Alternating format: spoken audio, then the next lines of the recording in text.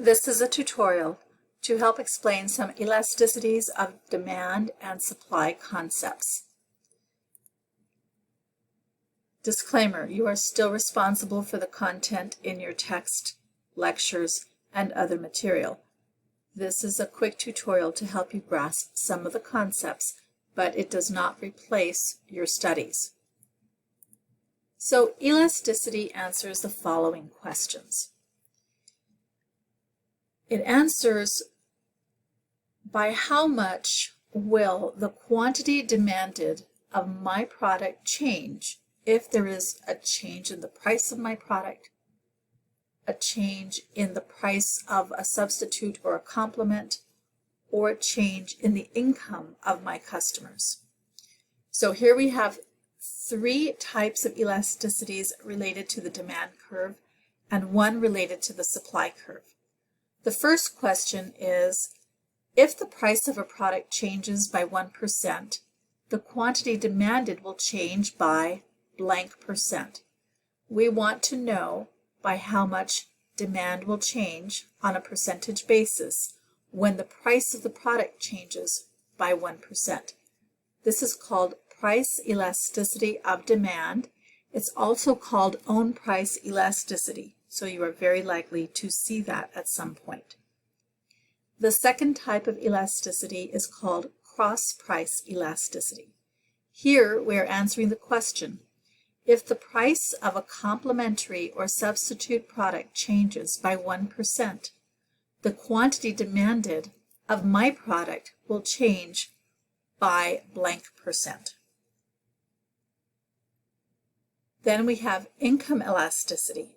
And here we want to know if incomes change by 1%, the quantity demanded of my product will change by blank percent. So always we're trying to figure out what's going to happen when the price of my own product changes by 1%, the price of somebody else's product, a complement or substitute, changes, or if incomes in general change by 1%. How is that going to affect demand for my product?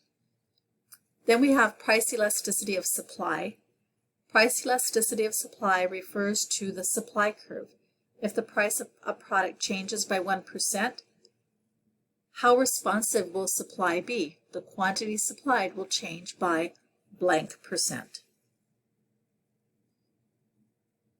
We are going to start with the price elasticity of demand, also known as own price elasticity.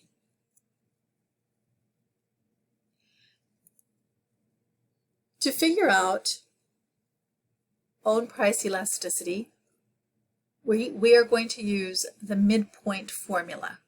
It's also called the arc elasticity, and we use it to calculate the price elasticity of demand, but we also use it to calculate all the elasticities. So you will want to memorize the midpoint formula.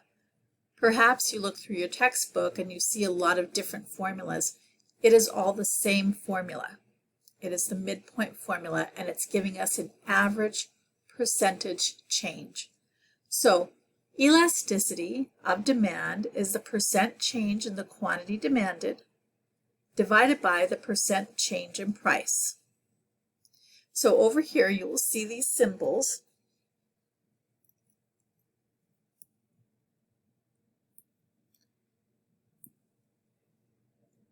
This right here is the percent change in quantity demanded.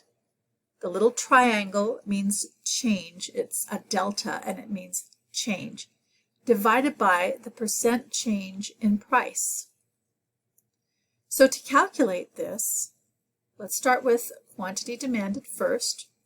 We're going to take the quantity 2 minus quantity 1 divided by Q2 plus Q1, and we're going to take the average of those two numbers divided by 2 times 100. Then we're going to calculate the percentage change in price, and that will be P2 minus P1 divided by P2 plus P1 divided by 2. So we're taking the average of those prices there. So it will be more clear when we look at a demand curve. So here we have the demand curve for cappuccino. The price of the cappuccino is $6 and 3 cups are demanded or sold. We know that if we decrease the price by $1 to a price of $5, we will sell 4 cups of cappuccino. But what if we decrease the price by 1%? Then what will happen to the quantity demanded of that cappuccino? So if we are at a price of $6 to start, quantity demanded is 3 units.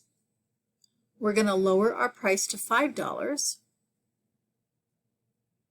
and we know that the number of units demanded is going to go up to 4. So we want to know if we are anywhere along this range in our curve, on our demand curve, what is the responsiveness? Anywhere on that range, if we lower the price by 1%, what is going to happen on a percentage basis to the quantity demanded? So let's work this out. We are going to use the midpoint method to start, and we are going to take percentage change in quantity demanded, which is Q2 minus Q1. Okay, so what is our Q2? What is our Q1? Well, Q2 means the second quantity. Q1 means the first quantity that we are starting out with. So our Q1 was 3 units. As we lower the price from $6 to $5, 4 cups are sold. So Q2 is 4 cups, Q1 is 3 cups. And we're going to pop those variables into our equation. So 4 cups minus 3 cups divided by 4 cups plus 3 cups. Take all that equals 7, divide that by 2. So we're going to work out this piece first. Times 100 gives us a percentage change of 29% as we lower the price. Now we are going to find the percentage change in price. Well, our P2 is $5. Our P1 is $6. Recall, this is the point that we started out at, right over here. Okay, so P2 is $5 minus $6 over 5 plus 6 divided by 2 times 100 is going to give us a negative 18%. So we take then the percentage change in quantity demanded, which we calculated out to be 29%, and we divide that by our negative 18%, and that's going to give us a number right here of negative 1.61. Now, this negative 1.61 is our elasticity. Okay, now note that it has a negative sign. What does that negative sign mean? Well, that negative sign is telling you that you are working on a demand curve, number 1. And number 2, it's telling you that there's an inverse relationship. So remember our law of demand, price goes up, quantity demanded goes down. Price goes down, quantity demanded goes up. They have an inverse relationship. So now we know that along this curve, along this stretch of the demand curve, if the price increases by 1%, the quantity demanded is going to decrease by 1.61%.